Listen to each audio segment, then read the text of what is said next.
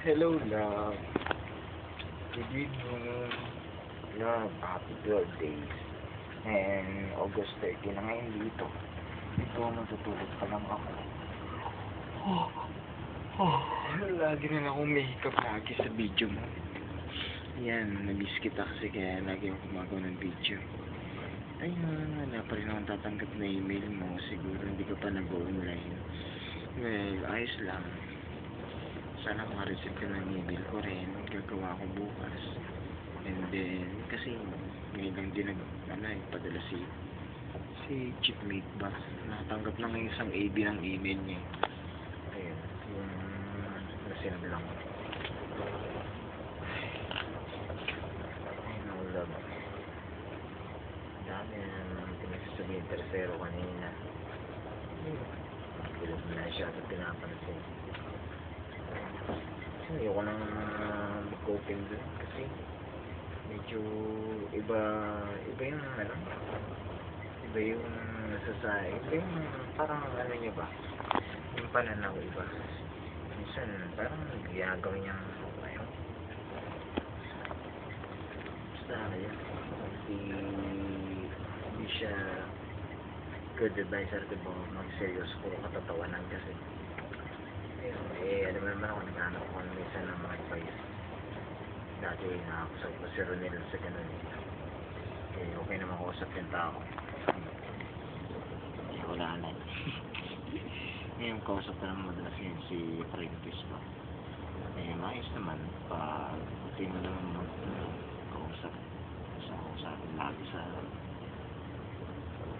parang mag-open ba ako.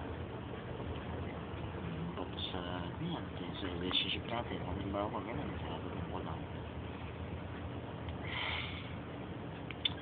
ang gumalag na nahihirapan din talaga ako minsan pag nag-iisip ako hindi ba tayo magkikita, parang gagawin ko kung hindi pa ako makabuka ngayon.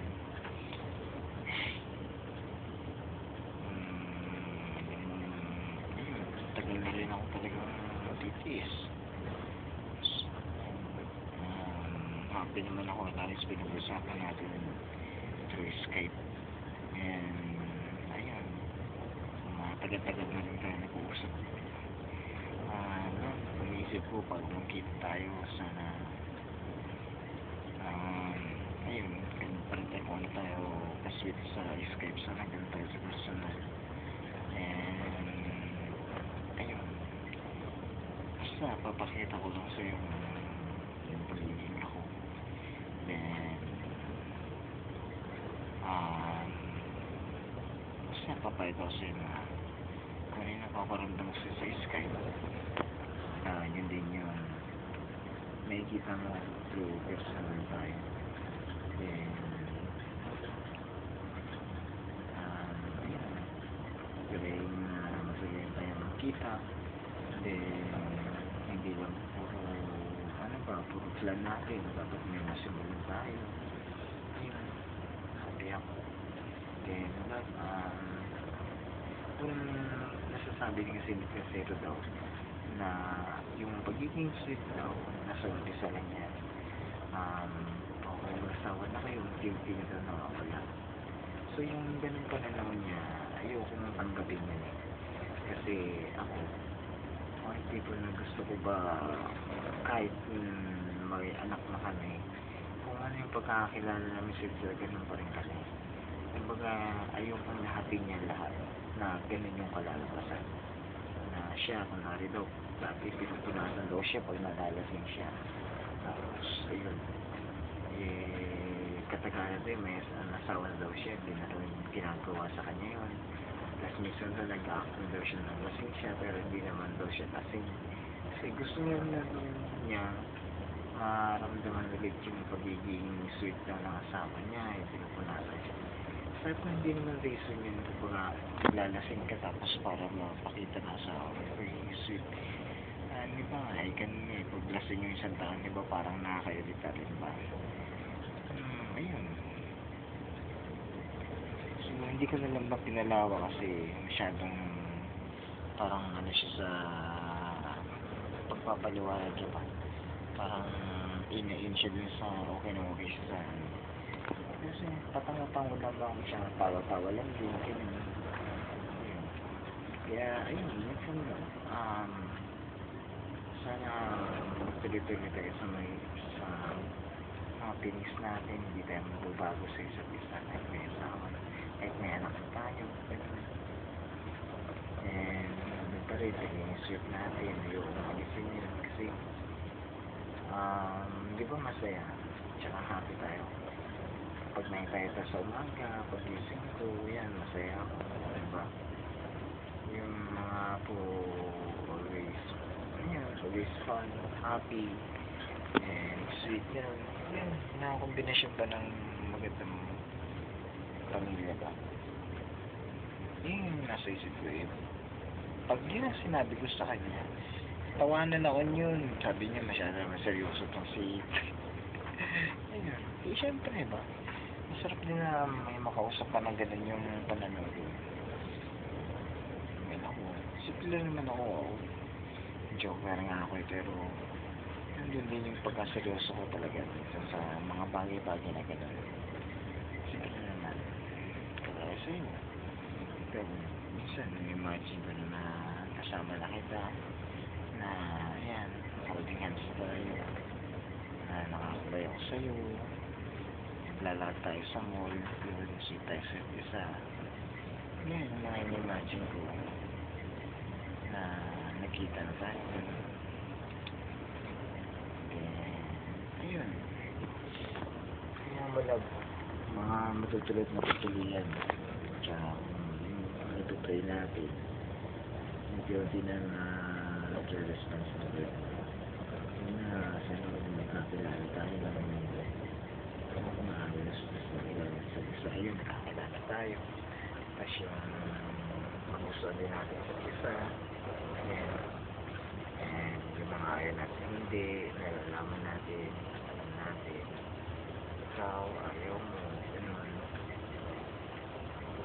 And hopefully sana pag magkita tayo, at least may mag-discover pa tayo na ganito pala si Ron, ganito pala si Jane, diba? Kaya ayun, pray na sa November matuloy na yung ulit po para yun makita na kita tsaka makilala ko pamilya mo kasi makilala mo pamilya ko saan kami nakatira, saan kayo nakatira, gano'n, malaman mo yung lugar. Tapos mag-start tayo ng plano bago tayo umalis ulit sa kanya-kanyang trabaho natin. O diba? Tuloy-tuloy lang, maganda yung mga plan natin lang. Tsaka happy ako dun. And after 2 years or 3 years, magpa-baby tayo. And bago nun, papakasal muna tayo. Siyempre, ikaw, tsaka maganda rin na mag-bless tayo ni Lord. Tama yung sinasabi mo rin. 2 years or 3 years, gano'n. Pwede na siguro pwede na. Hindi ko na rin siguro kaya man o malayo yung 2 years daw. Siguro sapat na yun kasi kagaya ng sabi mo na mangupahan muna tayo. Kaya iniisip ko din kasi habang ayan, kasal na tayo. Pwede na tayo mag-plan ng bahay natin. Then, second, yun, abot-abot ako si mama para sa bahay. Kasi, alam mo, hindi mo naman yan, di ba, na ako pala yung parang pinaka, ano niya, yung, hindi naman sa inano ko niya. Yung napagtapos siya ba ng tuloy-tuloy ba, nakapagtrabaho, gano'n. Kaya, ayun, parang din ako na utang na loob syempre. Tsaka, alam ko naman na naiintindihan mo yun. Tsaka, ayun, sana maging maayos din yung relasyon mo sa pamilya ko. And ako din sa pamilya mo. Yun, di ba? Dalawang pamilya, pagbubukod din ba natin, di masaya, di ba? Well, yung mga pananaw natin sa isa't isa, sana maging okay din, maging magkasundo tayo, gano'n. Pag-usapan natin kung medyo may conflict, gano'n. Basta, ganun lang. And, lagi matandaan daw, most na naman kita, tsaka inspiration kita sa buhay ko. Love you, love. Happy 12th day na God bless love.